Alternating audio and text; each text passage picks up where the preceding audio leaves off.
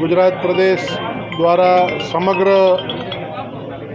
ગુજરાતની અંદર આજે પ્રેસ કોન્ફરન્સના માધ્યમથી સૌ જનતાની વચ્ચે જવાનું નક્કી થયું છે અને આના પાછળનો આશય અને ઉદ્દેશ્ય એ છે કે લોકો સુધી જઈને આવનારા દિવસોમાં જે ચૂંટણી છે, લોકસભાની ચૂંટણી છે, એ ચૂંટણીની અંદર એ મુદ્દાઓ શું હોઈ શકે, એ મુદ્દાઓના સંકલ્પ પત્રની અંદર શું વાત હોઈ શકે, મોદી કી ગેરંટી જે છે એ ગેરંટીના સંદર્ભમાં આપના માધ્યમથી જવાબ માગતા આ વાત કરવી છે કે ભારતીય જનતા પાર્ટી ગુજરાત પ્રદેશે એક નંબર જાહેર કરેલો છે 9090902024, જેના ઉપર મિસ કોલ કરવાથી એ ફોન તમારો આવશે તમને અને તમે એના ઉપર અમુક સેકન્ડમાં તમારા મનના વિચારો જે તમે પહોંચાડવા માગો છો પાર્ટીને એ સંકલ્પ પત્રની અંદર જશે.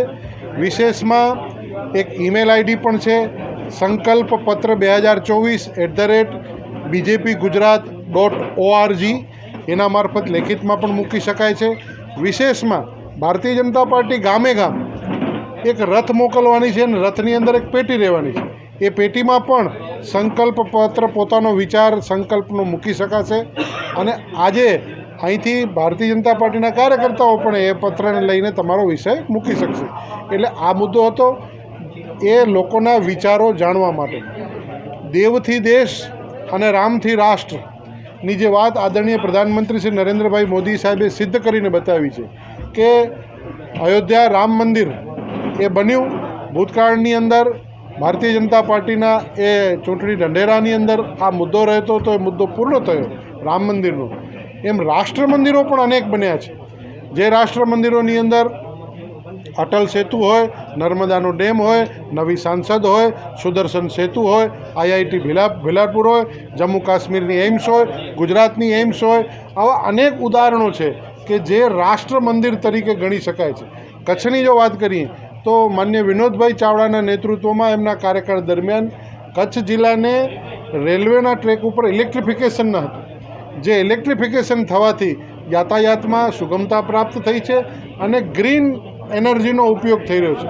આવનારા દિવસોમાં ગુજરાતમાં પણ green energy, green hydrogen, fintech આવા તમામ બાબતોને લઈને જ્યારે થઈ રહ્યું છે ત્યારે એની વાત કરવા માટેનો આજે આ બધા રાષ્ટ્ર મંદિરો છે.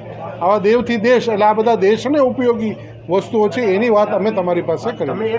હું આપના માધ્યમથી સમગ્ર દર્શકોને જણાવવા માગું છું કે એક જ્યારે વાત કરીએ આપણે કે મોદી સાહેબની સરકારનું કામગીરીના લેખાજોખા જોઈએ તો દરરોજ 2 નવી કોલેજ ખુલી છે, 55 પેટન્ટો બુક થાય છે, 650 ટ્રેડમાર્ક રજીસ્ટર થાય છે, 37 નવા સ્ટાર્ટઅપ રજીસ્ટર થાય છે, 16,000 કરોડ રૂપિયાનું ડિજિટલ ટ્રાન્ઝેક્શન એવરી ડે થાય છે, 50,000 ગેસ કનેક્શનો ગરીબોને દરરોજ અપાય છે, 14 કિલોમીટરનો રેલવે ટ્રેક દરરોજ બિછાવાય છે, 75,000 કરોડ લોકો આ બાબતની સુવિધા પ્રાપ્ત કરવાને કારણે અત્યારે જે ગરીબી રેખાનો જે સૂચકાંક છે એ સૂચકાંકમાં પણ તમે જોયું કે ખૂબ લોકો 25 કરોડ લોકો ગરીબી રેખાથી બહાર આવ્યા છે. અને જે મોદી સરકારની ઉપલબ્ધિ છે, મોદી કી ગેરંટી છે. ભારતીય જનતા પાર્ટી ક્યાંય કોઈ ઢીલું મૂકવા માગતી નથી અને ક્યારેય યુદ્ધને એટલે કે ઇલેક્શનને હળવાશથી લેવાના માગતી નથી. ભારતીય જનતા પાર્ટી આદરણીય પ્રદેશ અધ્યક્ષ CR પાટીલ સાહેબના નેતૃત્વમાં જે ટેકનોલોજીનો ઉપયોગ કરી અને નીચે સુધી એટલે કે પેજ પ્રમુખ, પેજ સમિતિ સુધી તમામ વ્યવસ્થા, પેજ સમિતિ, પેજ પ્રમુખ, બૂથ સમિતિ, બૂથ પ્રમુખ, વોર્ડ પ્રમુખ, બૂથના તમામ લોકો સુધી કરીને મંડળથી જિલ્લા સુધીની તમામ વ્યવસ્થાઓ ઊભી થઈ ગયેલી છે અને આ વ્યવસ્થાઓના કાર્યકર્તાઓના માધ્યમથી સામે શું છે શું નહીં એનાથી કોઈ ફરક પડતો નથી. તમે જેમ હમણાં કહ્યું કે ઉમેદવારોનું ચયન થાય એથી પહેલાં સમગ્ર ગુજરાતની 26 લોકસભાની સીટ ઉપર કાર્યાલયો, મધ્યસ્થ કાર્યાલયો ખુલી ગયા છે. એટલે અમારી દૃષ્ટિએ ભારતીય જનતા પાર્ટીનું કમળ એ સર્વોપરી છે. માનનીય મોદી સાહેબની ગેરંટી સર્વોપરી છે. માનનીય મોદી સાહેબ એ નેતૃત્વને આગળ વધારવા માટેની અમારી તૈયારી છે. નળ ગટર અને રસ્તાનું કામ એનું નામ છે નગરપાલિકા, અને એ દરરોજની સમસ્યાઓ રોજે રોજ આપણે પણ કંઈ ને કંઈ કામ રહેતું હોય છે. એમ નગરની અંદર આપણા ઘરની અંદર પણ આમ ઇન એવરેજ આખા 25-50 હજાર ઘરોનું ગામ હોય, એની અંદર નાની મોટી સમસ્યાઓ ક્યાંક ને ક્યાંક રહેતી હોય છે. તો એ સમસ્યાઓ પણ ઉકેલ ભારતીય જનતા પાર્ટી કરે છે.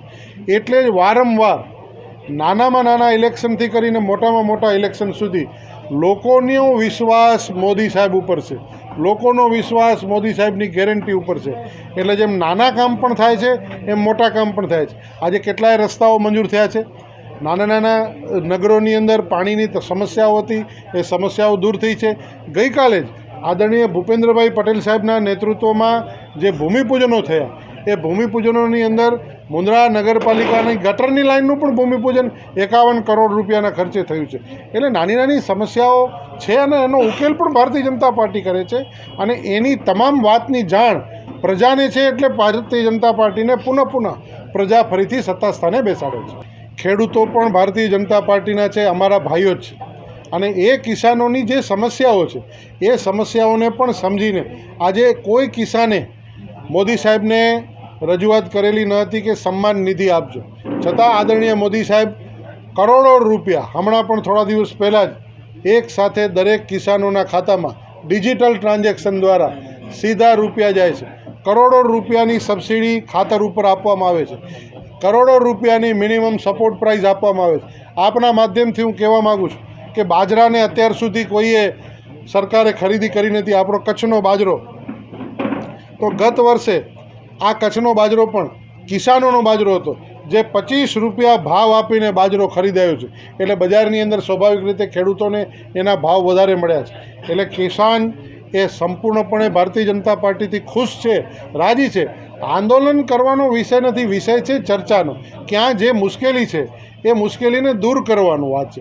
તો ભારતીય જનતા પાર્ટી એની સાથે બેસી છે, સાથે બેસીને એ મુશ્કેલીઓ દૂર કરે છે.